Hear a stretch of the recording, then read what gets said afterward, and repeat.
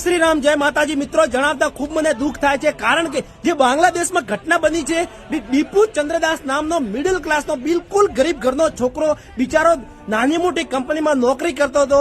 એ કંપનીમાંથી ચલો કે એની નાની મોટી કોઈ ભૂલ થઈ છે, બોલવામાં ભૂલ થઈ છે, પણ માણસ માત્ર ભૂલને પાત્ર માણસ નાની મોટી ભૂલ કરી નાખે છે, તો એને કંપનીમાંથી લાવે છે, ખેંચે અને પબ્લિક વચ્ચે સોંપી નાખે છે. પબ્લિક એને ઝાડકે બધીને જીવતો સળગાવી નાખે છે અને આપણી ભારતની પ્રજા એના વિડીયો ઇન્સ્ટાગ્રામમાં અપલોડ કરે છે, ફેસબુકમાં અપલોડ કરે છે, યુટ્યુબમાં અપલોડ કરે છે. તો લાઈક, ફોલો, વ્યૂઝ એમને મળી ગયા, એના માટે આપણા ભારતની પબ્લિક એના ઉપર મજા લઈ રહી છે. તો હું તમને એમ કહું છું કે આપણે જયારે અત્યાચાર થાય છે, આપણા હિન્દુ ભાઈઓ પર અત્યાચાર કેમ થાય છે, તો તમામ મારા હિન્દુ ભાઈઓને નમ્ર વિનંતી કરું છું કે આ વિડીયો એટલો શેર કરો કે એની લિમિટ ના હોવી જોઈએ. અને જો તમે સાચા હિન્દુઓ, તમારા અંદર શરીરમાં તમારા હિન્દુઓનો લોહી હોય, હિન્દુઓનો ખૂન હોય, તો વિડીયો દાબીને શેર કરો.